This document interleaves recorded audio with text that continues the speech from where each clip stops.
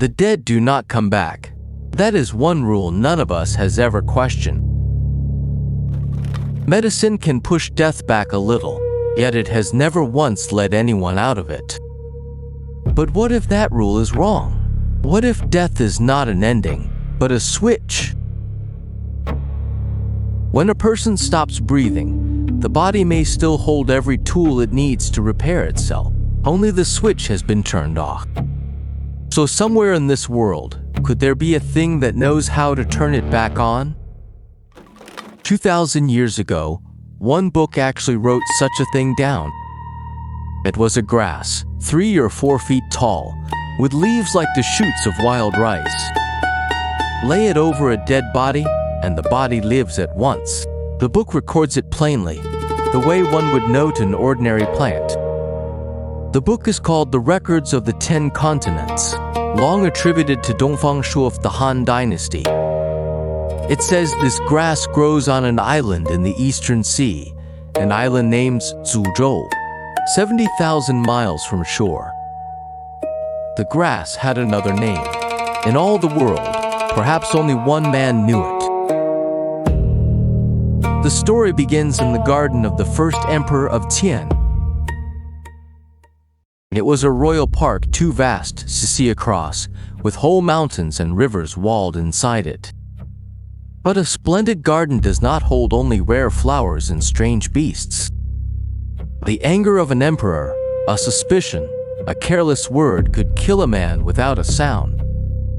Those who had offended, those who had slipped, those with no time to leave a name, their bodies were dumped by the paths, half hidden in the grass. No one dared collect them. No one dared ask. The keepers came before dawn to sweep, and at that stretch of path, they walked by with their heads down. That year, someone saw a bird by the path. It looked like a crow, black all over, but the way it came down was wrong. Not the rush of a scavenger, but a slow, almost solemn descent.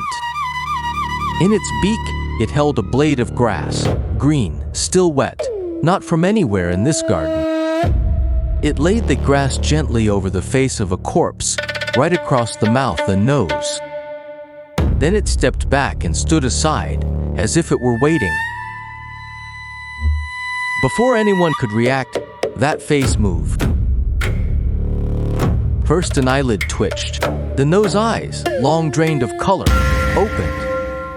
The dead man pressed against the ground and slowly sat up, looking around in a daze, like a man shaken from a sleep far too deep.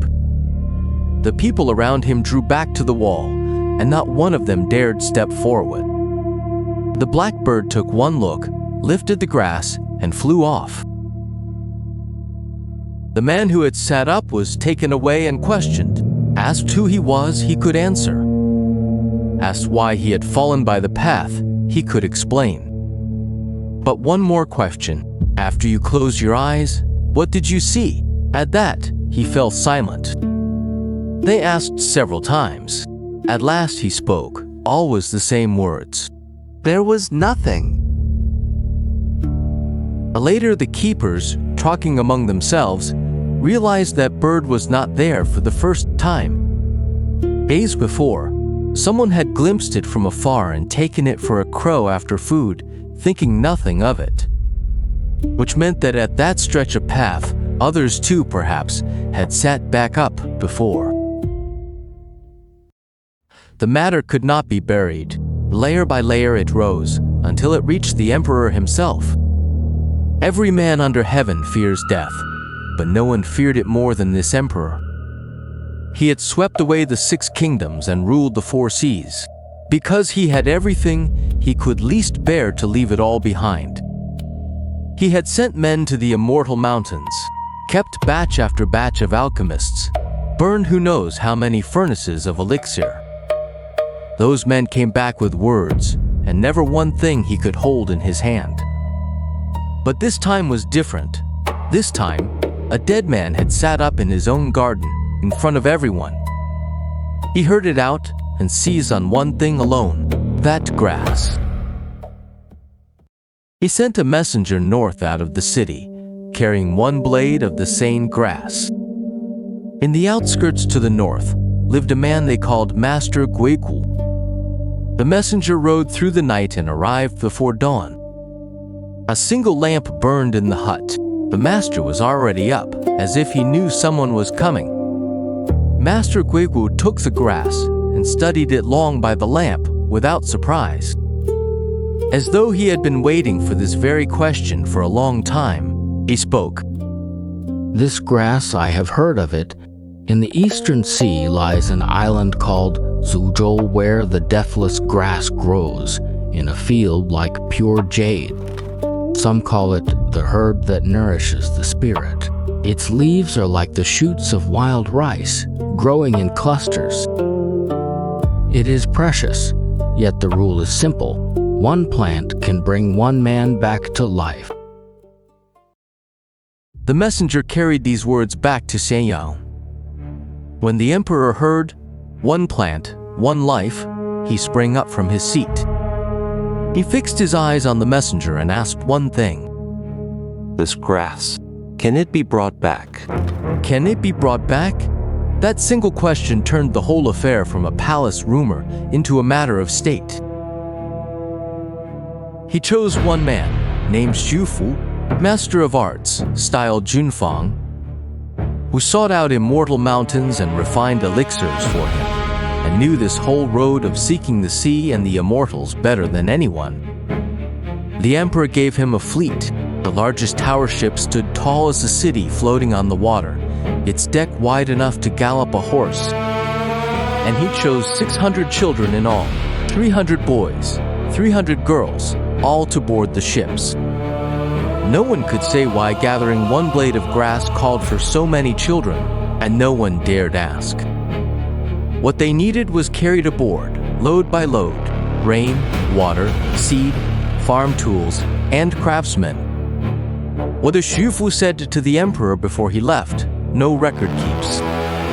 Whether he truly believed in that island in the eastern sea or had other plans, later ages guessed for a long time, and no one could settle it.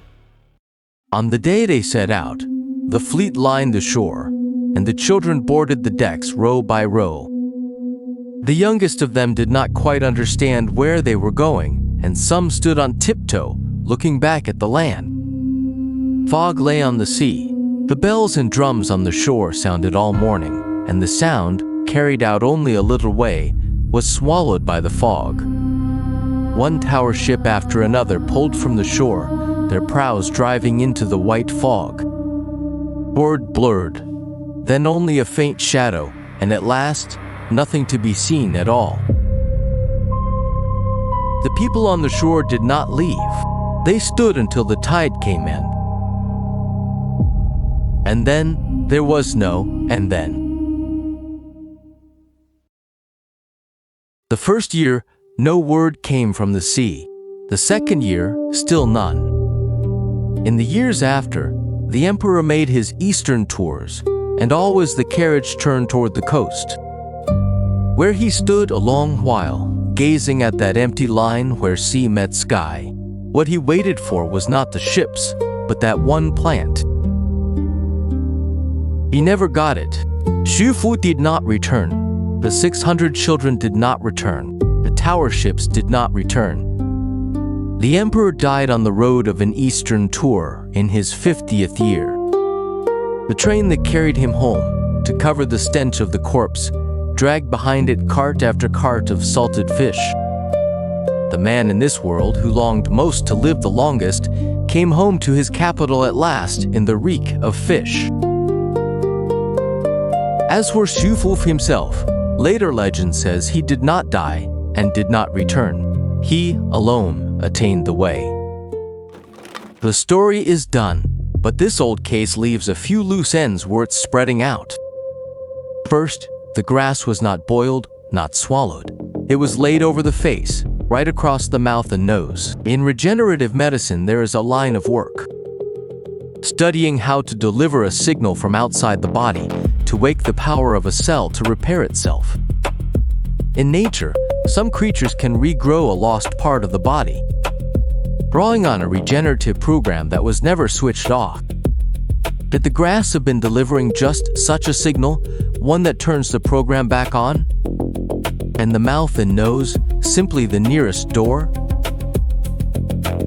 Second, the master said, one plant, one life. One too many is too much. One too few is not enough.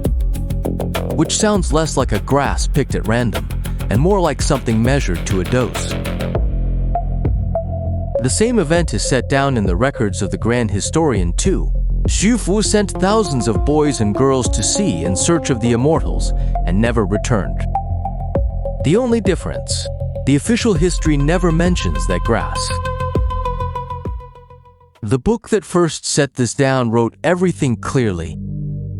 How long the grass was, what the leaves were like, which island it grew on, how far from shore, how many men and ships were sent to find it.